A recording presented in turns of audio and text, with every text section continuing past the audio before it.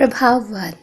आधुनिक कला व प्राचीन कला में यह एक महत्वपूर्ण अंतर है कि प्राचीन कलाकार अपनी कला के ध्येय के निर्णय के लिए धर्माधिकारियों, राजाओं व सामाजिक आवश्यकताओं पर निर्भर रहते थे, जबकि आधुनिक कलाकारों ने अपनी कला के ध्येय को निश्चित करने का अधिकार अपने हाथ में ले लिया।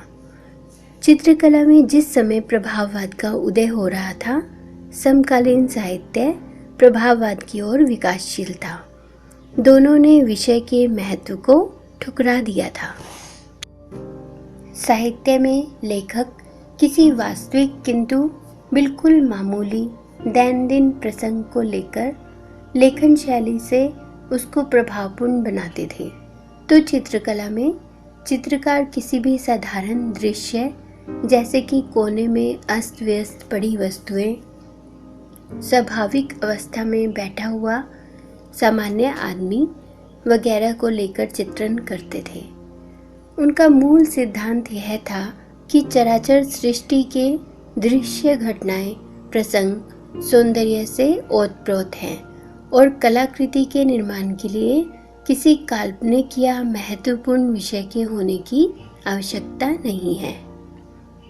भावनाओं की जागृति प्रत्यक्ष रूप से कलाकार की मानसिक अवस्था से संबंध रखती है, विषय से नहीं।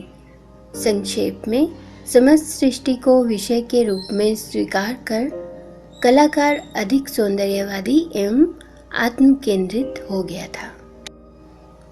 एडोर माने व प्रभाववाद का बीजारोपण। आधुनिक चित्रकला के इतिहास में 1863 का वर्ष बड़ा महत्वपूर्ण रहा।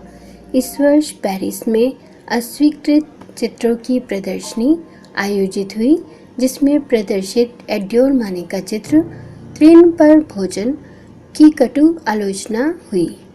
1863 की राष्ट्रीय कला प्रदर्शनी में, जिसमें परंपरागत विचारों के निर्णायकों का बहुमत था, 4000 से भी अधिक चित्र अस्वीकृत हुए। अस्वीकृत चित्रकारों ने कोलाहल मचाया और राजा ने मध्यस्थता करके इन चित्रकारों के चित्रों की स्वतंत्र प्रदर्शनी कराने का आदेश दिया। यह प्रदर्शनी चित्रकला के इतिहास में अस्वीकृत चित्रकारों की प्रदर्शनी के नाम से प्रसिद्ध हुई। माने का जन्म 1832 में एक सधन परिवार में हुआ था। उनके पिता न्यायाधीश थे। बचपन से ही एडोर चित्रकार बनना चाहते थे और माता पिता से कहते कि इस विचार में यदि वे उनको अनुमति नहीं देंगे तो वे समुद्री यात्रा में शामिल होकर कहीं चले जाएंगे। माने के प्रभाववादी अनुयायी बाह्य स्थानों पर जाकर प्राकृतिक दृश्यों को प्रत्यक्ष देखकर विशुद्ध रंगों में चित्रित करते थे। माने दरिद्र कलाकारों की सहायता करते और मोने की विपन्न अवस्था में उन्होंने काफ़ी मदद की। माने कला को परिवर्तनशील मानते थे। वह नवीन प्रयोगों में उत्सुकता से भाग लेते, किंतु उन्होंने कला की उपयुक्त विद्यमान मर्यादाओं का उल्लंघन नहीं किया। इस विचार से माने यथार्थवाद व प्रभाववाद के बीच की कड़ी थे। 1873 में बनाया हुआ माने का चित्र अच्छी बियर राष्ट्रीय कला प्रदर्शनी में स्वीकृत हुआ। माने ने अपनी शैली में कोई परिवर्तन नहीं किया था, परंतु यह चित्र लोगों को बहुत पसंद आया। आने वाले 2 सालों में माने के 3 चित्र फिर अस्वीकृत हुए। 2 साल पश्चात माने का सुविख्यात चित्र ओलंपिया फ्रेंच राष्ट्रीय कला प्रदर्शनी में दिखाया गया। यह चित्र इतना विस्फोटक रहा कि कला मंत्रालय ने चित्र की रक्षा के लिए सिपाही की नियुक्ति की। स्त्री शरीर का मोहक सौंदर्य चित्र का विषय था और सौंदर्यानुभूति माने की कला का प्रमुख लक्ष्य होने के कारण विषय प्रतिपादन के विचार से भी चित्र प्रभावी बन गया है। माने की रंगांकन पद्धति में एक नवीनता थी। वे रंगों के हल्के व गहरे रंगों के क्षेत्रों को स्पष्टता से पृथक अंकित करते। हल्के क्षेत्र को क्रमशः गहरे क्षेत्र में परिवर्तित करने की परंपरागत पद्धति को उन्होंने तोड़ दिया। उन्होंने परंपरागत विषयों को छोड़कर दैनंदिन जीवन को विषय के रूप में चुना और कल्पना से चित्रण करने के बजाय प्रत्यक्ष देखकर चित्रण करना आरंभ किया। ओलंपिया देवता के चित्रण के लिए उन्होंने किसी स्त्री को मॉडल के रूप में बिठाया तथा तृण पर भोजन में अपने मित्र व एक स्त्री मॉडल को देखकर मानवाकृतियाँ चित्रित की।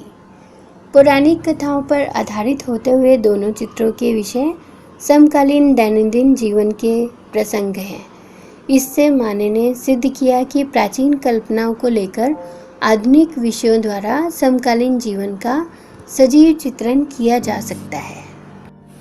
क्लॉड मोने प्रभाववाद आशावादी भौतिकवाद का ही एक रूप है। प्रभाववाद के सिद्धांतों को चरम सीमा तक प्रयोगान्वित करके उनको चित्रकार के लिए उपयुक्त सिद्ध करने का कार्य मोने ने किया। वे प्रभाववादियों के नेता थे और अंत तक प्रभाववाद में निष्ठावान रहे।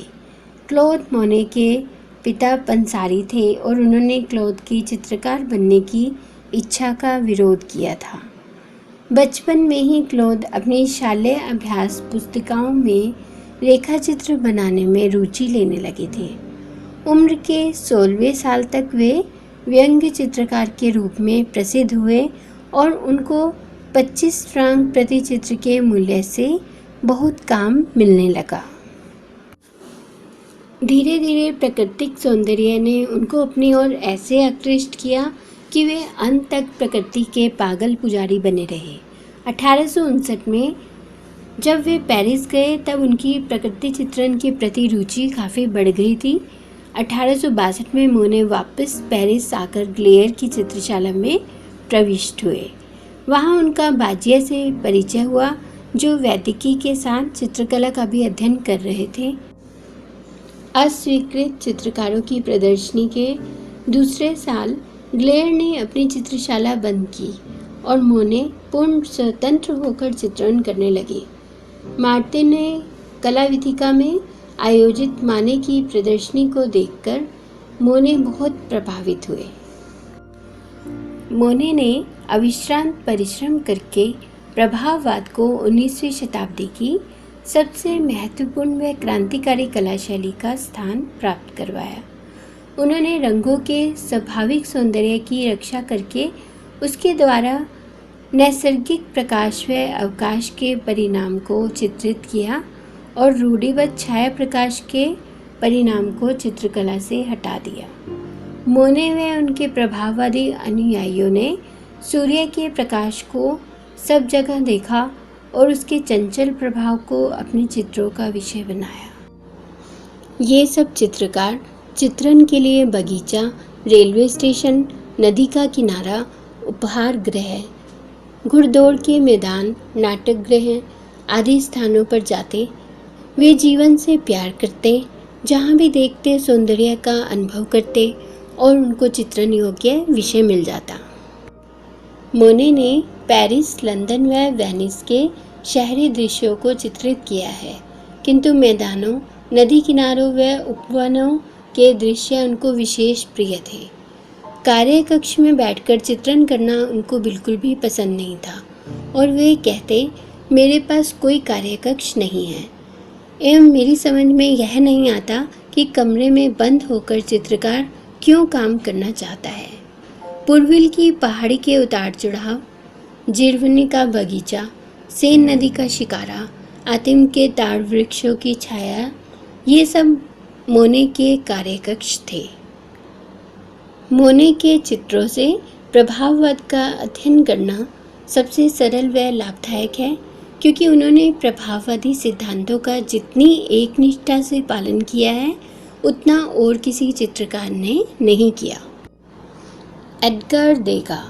प्रभाववादी चित्रकारों में देगा एक ऐसे चित्रकार थे जो प्रभाववाद के कुछ सिद्धांतों से सहमत नहीं थे।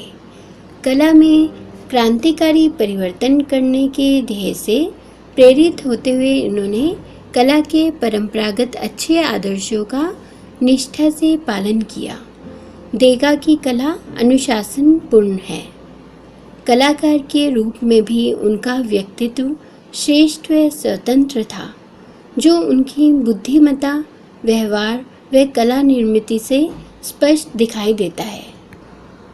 प्रभाववादी चित्रकारों में देगा की कला प्रत्यक्ष रूप से स्वाभाविक किंतु अभ्यासपूर्ण, बाह्य दर्शन से सरल किंतु रचना में जटिल, भाव में स्पष्ट किंतु चिंतनशील है।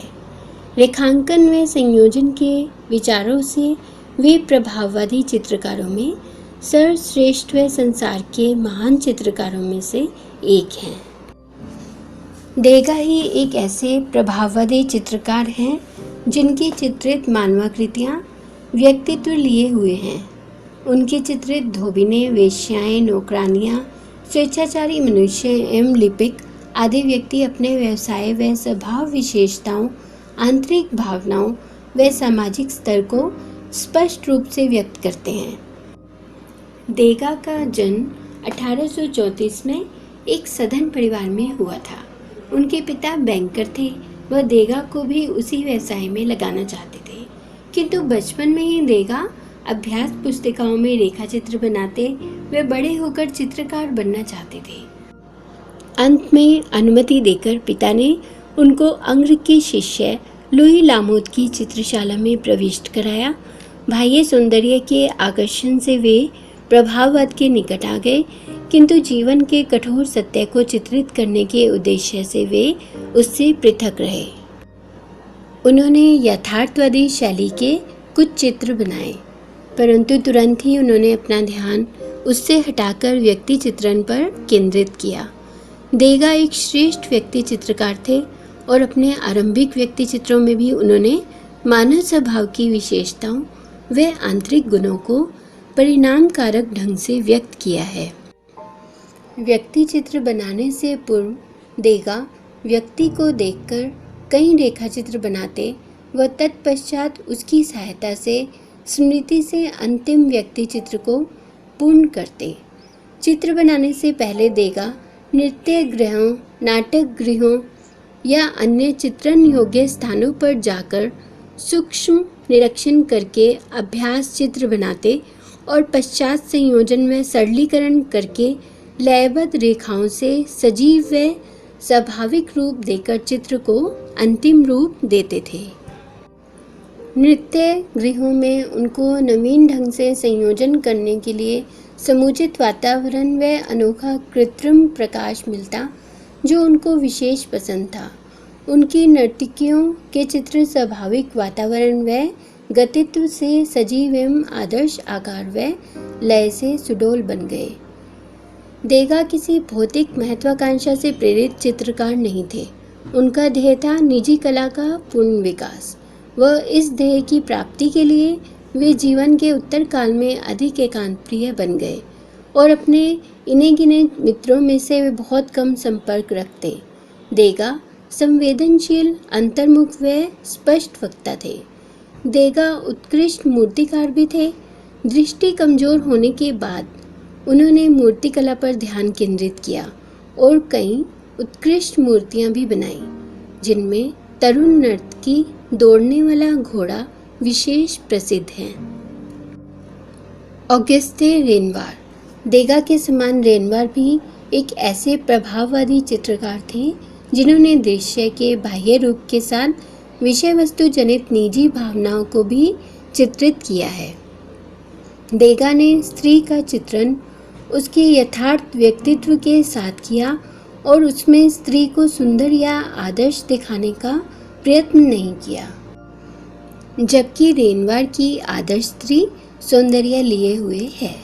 देगा के समान रेनवार के चित्र केवल जीवन के किसी विशिष्ट क्षण का अंकन नहीं है, उनमें स्त्री सौंदर्य की उपासना व जीवन की सुखमयता पर संतोष व्यक्त किया है। देगा ने स्त्री को व्यक्ति रूप दर्शाया है, जबकि रेनवार की स्त्री नारी सौंदर्य का प्रतीक रूप है। बचपन में ही रेनवार चीनी मिट्टी के बर्तनों पर नक्काशी करने वाले एक कारीगर के नौसिखिया सहायक बन गए। 18वीं शताब्दी के विख्यात चित्रकार मूशे का अनुकरण करके वे बर्तनों को अलंकृत करते और हल्के जामुनी व नीले रंगों से युक्त सौम्य रंग संगति रेनवार को बहुत प्रिय थी।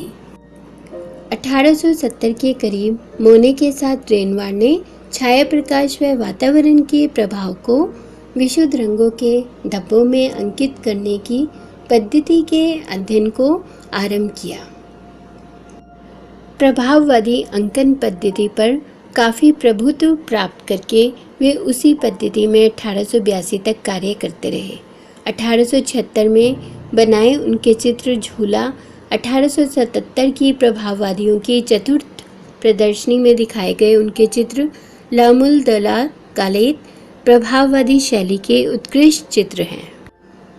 रेनवार कलाकार की भावनाओं की तीव्रता को सबसे प्रमुख स्थान देते थे। वे कहते, चित्रकार की भावनाओं के साथ सब कुछ आता है। स्नानमग्न युवतियाँ चित्र के बाद रेनवार ने दैनंदिन जीवन के विषयों को चुनकर चित्र बनाए। रेनवार अत्यधिक शारीरिक दुर्बलता व पीड़ा के बावजूद अंत तक कलाकृतियाँ बनाते रहे। ऐसी अवस्था में चित्रण करते हुए देखकर जब किसी ने उनसे आश्चर्य से पूछा तो उन्होंने उत्तर दिया, चित्रकार हाथ से चित्र नहीं बनाता। उनकी उस उक्ति का उनकी निजी कला समुचित उदाहरण है। रेनवार ऐसे महान चित्रकारों में हैं जिन्होंने अपने दिल की उमंगों से कला को जन्म दिया।